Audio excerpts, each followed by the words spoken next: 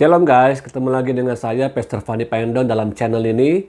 Kita akan bersama-sama kembali merenungkan dan membaca firman Tuhan.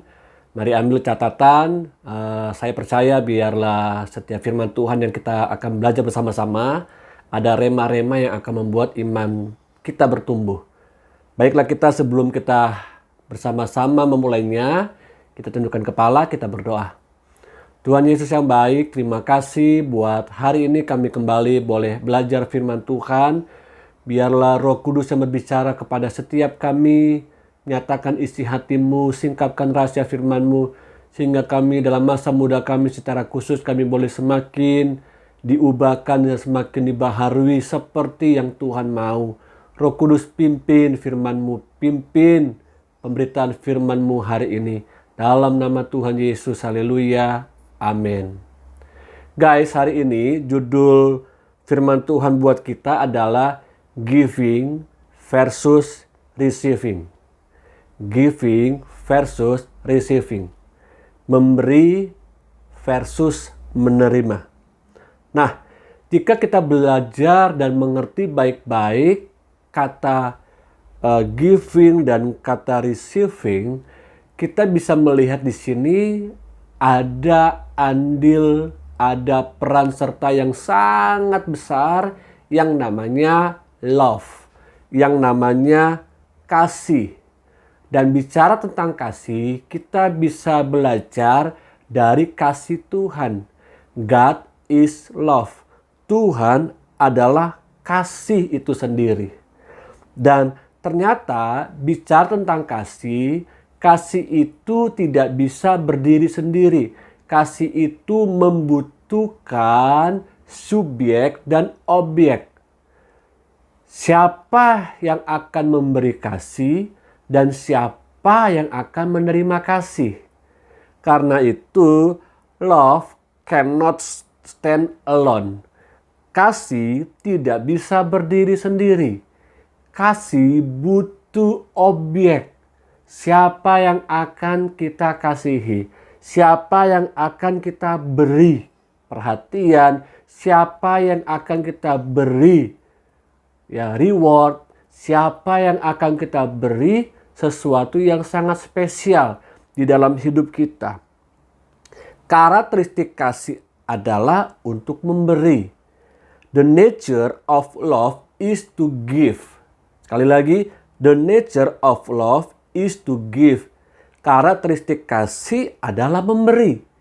Jadi kalau teman-teman bersama dengan saya mengatakan bahwa saya punya kasih, saya memiliki kasih. Nah, orang yang memiliki kasih, orang yang mempunyai kasih, orang tersebut bisa untuk memberi. Bahkan rela untuk memberi. Baik, kita belajar bersama-sama. Yang pertama, orang yang suka memberi telah membangun relationship, membangun hubungan dengan sesamanya. Orang yang suka memberi, orang yang mudah memberi, dia sedang membangun sebuah hubungan, relationship dengan orang-orang sekitarnya. Termasuk dengan keluarga kita, orang tua kita, teman-teman kita di sekolah, di kampus, bahkan di tempat di mana kita bekerja atau di marketplace. Amsal 11 ayat 24 di dalam terjemahan baru dikatakan begini. Ada yang menyebar harta tetapi bertambah kaya. Ada yang menghemat secara luar biasa namun selalu berkekurangan. Kita yang bagian mana, teman-teman? Apakah kita orang-orang yang suka berbagi harta, menyebarkan harta, atau kita termasuk orang-orang yang sulit sekali untuk berbagi? Ya, kenapa? Karena Amsal katakan ada orang-orang yang mudah untuk berbagi harta dan dia bertambah kaya. Tapi ada orang-orang yang begitu sulit sekali untuk memberi, atau dalam bahasa Betawinya pelit banget. Namun hidupnya tidak bertambah kaya, tapi hidupnya penuh dengan segala keterbatasan, bahkan hidup di dalam kekurangan. Dalam terjemahan bahasa Inggris, versi The Message artinya begini. orang yang suka memberi, dunianya itu akan semakin besar dan besar. Namun orang yang pelit, dunianya akan semakin kecil. Gitu. Kalau dalam bahasa gaulnya, dalam bahasa bebasnya, orang yang ringan tangan, orang yang suka memberi, persahabatannya, lingkungannya, komunitasnya akan bertambah besar dan besar. Tapi orang yang sulit untuk memberi, maka dia akan hidup hanya di dalam ruang lingkup yang kecil. Atau sangat sedikit orang-orang yang mau bersahabat dengan dirinya. Orang yang pelit, dunianya itu akan semakin kecil, semakin sedikit. Yang tinggal di dalam dirinya adalah hanya me, myself, and I. Come on, orang yang pelit dikatakan dunianya semakin kecil dan yang hidup hanya untuk dirinya sendiri. Me, myself, and I. Saya percaya teman-teman, dimanapun kau berada hari ini, baiklah kita menjadi orang-orang yang disukai oleh orang lain, oleh sesama kita. Karena kita termasuk orang-orang yang mudah untuk memberi. Nah, orang yang mudah memberi, dikatakan tadi di awal, dia sedang membangun sebuah hubungan, relationship dengan sesamanya. Ingat, memberi tidak harus uang, memberi tidak harus harta. Tapi ketika engkau memberi telingamu untuk mendengar, orang yang sedang membutuhkan teman untuk curhat, memberi juga bukan bicara tentang harta, tapi memberi juga adalah memberi hidup untuk membantu orang lain yang kesusahan, atau memberi nasihat buat mereka yang membutuhkan arahan. Orang-orang seperti ini dunianya akan semakin besar dan disukai oleh banyak orang. Yang kedua, memberi adalah cara kita untuk menolong orang lain dan menolong diri kita sendiri. Wow, ketika kita belajar memberi, kita bukan sedang menolong orang lain saja, tapi kita juga sedang menolong diri kita sendiri. Amsal 11 ayat 25 di dalam terjemahan bahasa Indonesia modern kekinian katakan begini. Orang yang banyak memberi akan berkelimpahan. Orang yang suka menolong akan ditolong juga. Wah, keren kan? Orang yang banyak memberi hidupnya akan tidak pernah kekurangan. Artinya apa? Hidupnya akan terus berkelimpahan. Karena orang yang suka menolong akan ditolong juga. Jadi ketika engkau memberi, ketika engkau menolong, engkau bukan saja sedang menolong orang lain, tapi engkau dan saya juga sedang menolong diri kita sendiri. Hukum dunia mengatakan memberi sama dengan kekurangan. Namun hukum Tuhan, hukum surgawi, memberi sama dengan hidup di dalam berkelimpahan. Wah, ayo sama-sama kita belajar untuk memberi. Kenapa? Karena Tuhan suka dengan orang-orang yang suka memberi. Suka memperhatikan sesamanya. Amsal 11 tadi ayat 25 dalam versi mudah dibaca berbunyi seperti ini. Siapa yang suka memberi akan menjadi kaya. Tolonglah orang lain dan engkau akan memperoleh lebih banyak lagi untuk dirimu sendiri. Kita disuruh untuk dapat menolong orang lain supaya apa? Supaya kita mendapat lebih banyak lagi untuk diri kita sendiri. Karena apa yang kita tabur dan kapanpun kita menabur dan dimanapun kita menabur yang namanya pemberian, satu kali nanti kita akan memetik hasilnya, menuai hasilnya. Dan tuaian itu tidak hanya berasal dari apa yang kita pikir. Wah, mungkin saya akan menuainya dalam keluarga. Oh, mungkin saya akan menuainya nanti ketika saya umur 25, 30, 40, 50, 60. No. Tuaian itu waktunya akan datang tepat di saat kita sedang membutuhkannya. Dan tidak ada seorang pun yang tahu kapan pertolongan, pemberian, perbuatan baik kita akan kembali kepada diri kita sendiri. Saya ingat dalam sebuah cerita di Alkitab, Yusuf pada waktu itu memberikan pengertian arti mimpi kepada juru minuman dan juru roti. Teman-teman masih ingat cerita tersebut? Nah, itu ditolong dilakukan oleh Yusuf sudah cukup lama. Namun ternyata mereka ini lupa baik juru minuman maupun juru roti. Itu yang Alkitab catat. Makanya dalam Kejadian 40 ayat 14 dikatakan begini, "Tetapi ingatlah kepadaku apabila keadaanmu telah baik nanti." Kejadian 40 ayat 23 selanjutnya bilang begini, "Tetapi Yusuf tidaklah diingat oleh kepala juru minuman itu, melainkan dilupakannya." Lihat. Yusuf sempat dilupakan pertolongan perbuatan yang sudah dia tabur oleh juru minuman.